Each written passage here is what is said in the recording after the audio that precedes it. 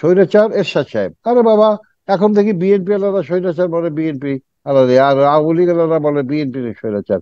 এই যে স্বৈরাচার, এখন যে বাংলাদেশে যে আমাদের, আমরা গণতন্ত্র, আমরা পদত্যাগ করেছি, আমরা ক্ষমতা হস্তান্তর করেছি, একজন দুইজন লোক আমাদের সময় মারা গেছে, এখন হাজার হাজার লোক মারা যায়, বিএনপির আমলে মারা যায়। আপনাদের প্রশংসা করেছে তো, আপনার নেতা প্রশংসা করেছে যে অন্তত পক্ষে আপনার নেতা ভালো স্বৈরাচার হলো, ভালো ছিল, এতটুকু স্বৈরাচার বলেছে। মানেটা কি? যেমন ধরেন অনেক বলে, যেমন আপনি কি বিএনপি বলতে বলে, চাচ্ছেন এরশাদ স্বৈরাচার ছিল না? এখন নতুন বিতর্ক যেতে চাই না না না না আপনি। না, আমরা আমরা বলি যে আমরা স্বৈরাচার, আমরা এক নম্বর স্বৈরাচার, আমাদেরকে হুম, ছোট করে দেখার কোনো সুযোগ নাই। আমাকে যদি বলে পৃথিবীর সবচেয়ে বড় স্বৈরাচার, আমাকে ভালো লাগে। আমরা যদি আচ্ছা। বলি আমরা ভদ্রলোক, না আমরা ভদ্রলোক না, আমরা স্বৈরাচার। আমি অত্যন্ত বিনয়ের সাথে বলতে চাই, আমাদের লজ্জা যদি থাকে তাহলে না লজ্জা পাবো, আমাদের তো লজ্জা নাই। যাকে যেখানে লজ্জা নাই সেখানে লজ্জা পাওয়ার তো কোনো সুযোগ নাই। শুনছেন আমার কথা? জি জি জি, মানে আপনি আগে থেকে নির্লজ্জ, সুতরাং নতুন করে লজ্জা দিলে আপনি হ্যাঁ, লজ্জা পাবেন। আমরা পুরনো লজ্জাবিহীন একজন মানুষ, আমরা আমরা যারা রাজনীতি করি। এখন হুম, ধরেন ভারতের যে নির্বাচনগুলি, অনেকে অনেক কথা বলেছে, আপনিও শুনেছেন, আমরাও শুনেছি, এ হবে ও হবে, কিন্তু আসলে সেটা হয় না। এবং একমাত্র পৃথিবীর ইতিহাসে আমাদের দেশে যে নির্বাচনগুলি হয়েছে, এবার দ্বাদশ নির্বাচন যেটা হয়েছে, যা আওয়ামী লীগ বনাম জাতীয় পার্টি বনাম আওয়ামী লীগের স্বতন্ত্র প্রার্থী, এখানে আমাদের দেশে নির্বাচন হয়েছে। আর আমাদের দেশের একটা বৃহৎ বড় দল বিএনপি নির্বাচনে আসে নাই। আপনি নিশ্চয়ই জানবেন, এবং হাবিব ভাই জানবে, ভাই জানবে, আমাদের মাহমুদ ভাই, যে ওইখানে যে কংগ্রেস বিরোধী দল ছিল, তারা হুম, প্রত্যেকটা নির্বাচনে অংশগ্রহণ করেছে। রাহুল গান্ধীকে সাজা দেওয়া হয়েছে, তাদের উপর অনেক অত্যাচার হয়েছে, সব মিলা কিন্তু তারা নির্বাচন কোনো সময় বয়কট করে নাই। যারই ফলশ্রুতি হিসেবে জনগণ, এবার দেখেন রাহুল গান্ধী দুইটা সিটে জিতেছে, এবং বিপুল ভোটে, প্রায় 4 লক্ষ ভোটের ব্যবধানে সে জিতেছে। এর একটা মাত্র কারণ হলো, তারা গণতন্ত্রকে সুসংহত করতে চায়, এবং তারা নির্বাচনকে বয়কট করতে চায় না। হ্যাঁ, বয়কট করে নাই কোনো সময়। আমাদের দেশে তার ঠিক অপোজিট। বিএনপির মতন একটা বিশাল একটা দল, সেই দল নির্বাচন করে না। নির্বাচন যখন না আসবে, জনগণ যখন তাদের সাথে থাকবে না, তখন ঠিক এইভাবেই নির্বাচন করার জন্য, কারণ সংবিধানকে সমুন্নত রাখার জন্য আপনি হুম। যেভাবেই হোক, আপনাকে তো একটা নির্বাচন করতেই হবে, যেভাবেই হোক। 2 নম্বরই করেন আর 1 নম্বরই করেন, ভোট বিহীন করেন, আওয়ামী লীগ বনাম জাতীয় পার্টি নির্বাচন করবেন। কারণ আমাদের দেশে দেখেন, যেটা হয়েছে, যেমন ধরেন ইনু ভাইয়ের মতন একজন বড় রাজনীতিবিদ, আমরা জানি, তিনি, তার নিজস্ব একটা দল আছে, সেই দলের চেয়ারম্যান উনি, কিন্তু নির্বাচন করে কিন্তু আওয়ামী লীগের নৌকায়। দুইবার নির্বাচন করেছে আওয়ামী লীগের নৌকা, এবার হয়তো উনি আওয়ামী লীগের সেই নৌকাটা সুন্দর ছিল না, সেজন্য মেনন ভাইও তাই। কিন্তু আপনি ভারতে দেখেন, যে কোনো পার্টি, যে কোনো দল আপনি নির্বাচন করতে যাচ্ছে, তারা কিন্তু তাদের নিজেদের স্ব জায়গা থেকে নির্বাচন করছে। এখন ভারতের যে নির্বাচন, আমাদের দেশের নির্বাচন যেটা, সেটা তো ধরেন আকাশ পাতাল পার্থক্য। এখানে আপনার যে বক্তব্য যে লজ্জা, লজ্জা শরম, আমাদের তো আসলে ভাই লজ্জা শরম বলতে কোনো শব্দ আমাদের অভিধানে নাই। এটা আমরা লজ্জাবিহীন একটা দেশ, এই দেশে আমরা বাস করছি। এবং আপনি, হ্যাঁ, ভারতে আপনি, মানে কাদেরকে দিতে চাচ্ছেন আপনি বেশি? মানে আপনি বিরোধী দলকে দিতে যাচ্ছেন, বিরোধী দল নির্বাচনে যাচ্ছে না সে কারণেই এই ধরনের সংকট রয়ে গেছে, নাকি আসলে সরকার সুযোগ দিচ্ছে না, যেটা বিরোধী দল বলছে যে না সরকার না, সেই সুযোগ সরকার তো মানে মোদী সরকারও তো চেষ্টা করছে কংগ্রেসকে দাবায় রাখার জন্য, মোদী সরকারও তো চেষ্টা করছে পশ্চিমবঙ্গের তৃণমূল মমতা ব্যানার্জি দাবায় রাখার জন্য। সব সরকারই পৃথিবীতে সবসময় আপনার এই কাজটাই করে। কিন্তু যারা জনগণের পক্ষে কাজ করে, তারা তো জনগণকে নিয়েই কাজ করবে, তাই না? সেই কাজের ফলশ্রুতি হিসেবে জনগণ যদি একত্রিত হয়, আমাকে দেশেই দেখেন একবার, আপনার এই যে চিটাগাংয়ের মহিউদ্দিন আহমদকে ঠকাই দিয়েছিল, কিন্তু জনগণের স্বতঃস্ফূর্ত ইসের জন্য কিন্তু মহিউদ্দিন সাহেবকে তখন আর ঠকাইতে পারে নাই।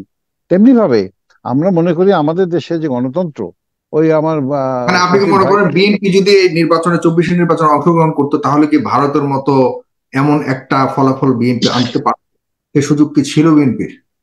না, আমি আমি কি সুযোগ ছিল না, এই বিতর্কে আমি যাব না।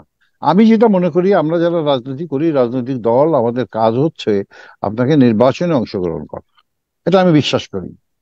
কারণ আপনি যখন যুদ্ধ নামবেন, আপনাকে জয় হইতে হবে। এটা চিন্তা করে আপনাকে নামতে হবে। আপনি রাজনীতি করেন কার জন্য? জনগণের সাথে তো। আপনি তো আমার হুম, সাথে, নিজের সাথে রাজনীতি করেন না, তাই না? হুম।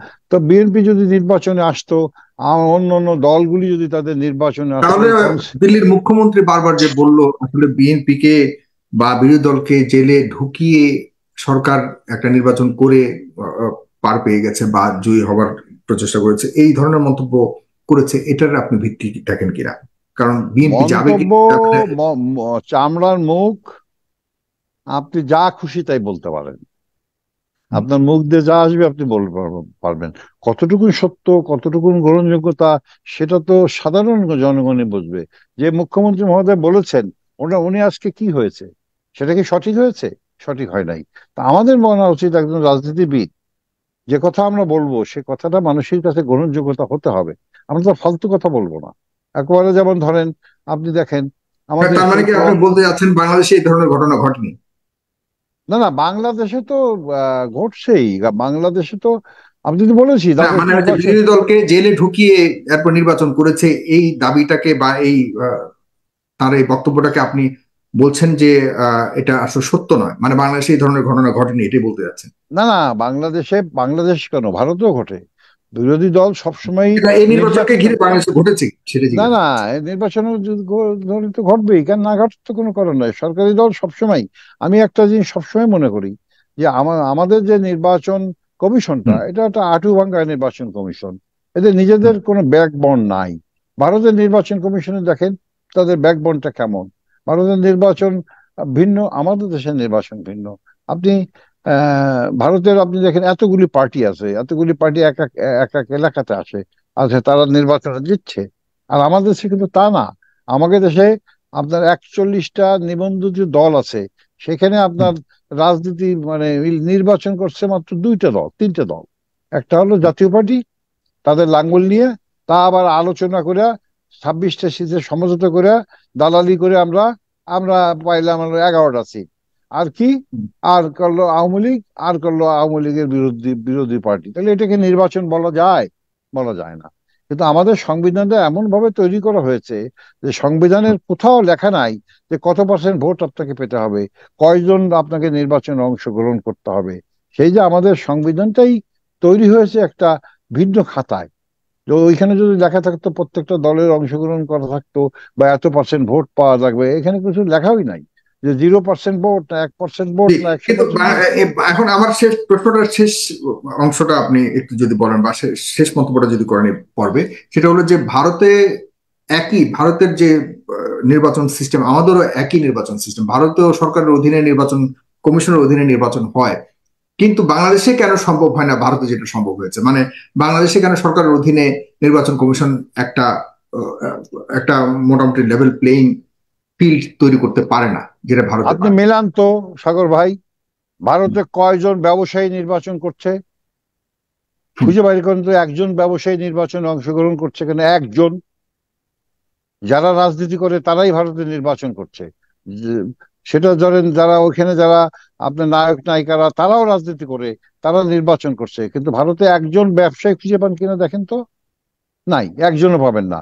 ভারতে যারা নায়ক নায়িকারা নির্বাচিত হয়েছে, তারা নির্বাচনের আগে থেকেই মানে সেই সব দলের সাথে সম্পৃক্ত থাকে। আমাদের দেশের প্রেক্ষাপট তো ভিন্ন রে ভাই। আমাদের দেশের প্রেক্ষাপট আলাদা। তা আমাদের দেশের প্রেক্ষাপট নিয়ে থেকে ভারতের প্রেক্ষাপট নিয়ে আপনি তো আলোচনা করতে পারেন না। কারণ ভারত এক জিনিস, বাংলাদেশ এক জিনিস। কিন্তু অন্য হুম, অন্য কথা।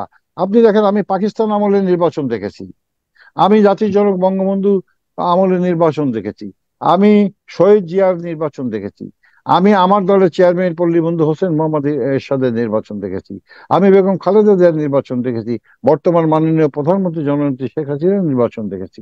সরকারের অধীনে বাংলাদেশে কোনো সুষ্ঠু নির্বাচন হয়েছে কিনা আমি দেখি নাই।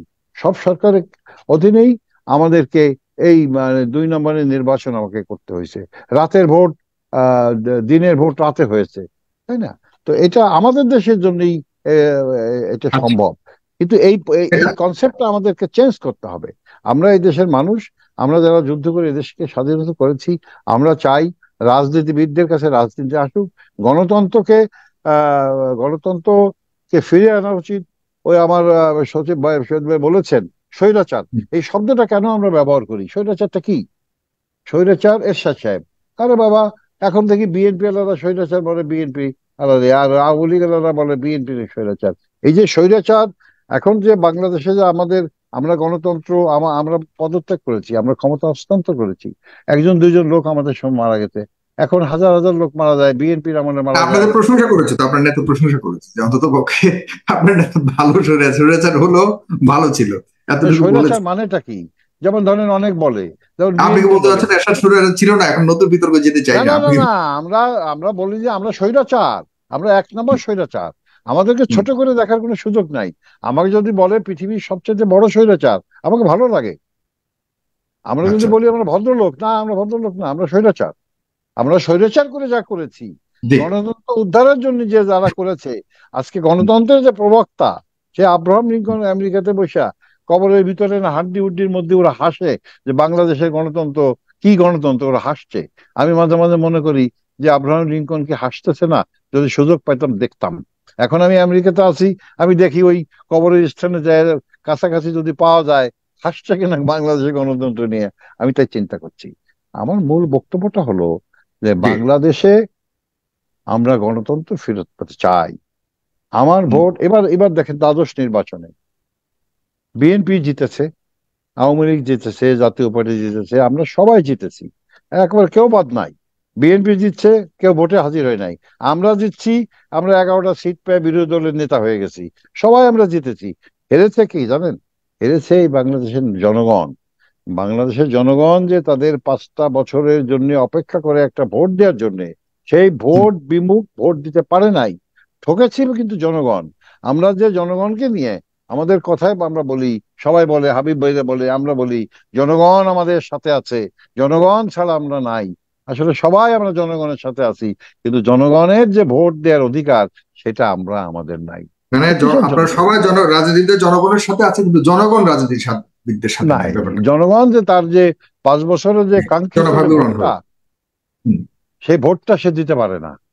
সে ভোটটা আচ্ছা, কে দেয় এই আল্লাহ ভোটটা জানে। নিয়েই আপনার কাছে প্রশ্ন ছিল, তাহলে আপনি শেষ পর্যন্ত বলতে যাচ্ছেন যে আসলে জনগণ ভোটটা দিতে পারে না, তাহলে আর গণতন্ত্র কোথায় থাকে? এবং তাহলে রাইট, এক্স্যাক্টলি। লজ্জা পাবার হ্যাঁ, প্রশ্নে আপনি আমি তাই বলছেন বলতে যে চাচ্ছি। আমাদের তো লজ্জাই নাই, তাহলে আর সেখানে লজ্জা পাবো কিভাবে? হ্যাঁ, আমাদের জনভাবে লজ্জা নাই তো হবে। ভাই। জি, লজ্জা থাকলে না লজ্জা পাবো।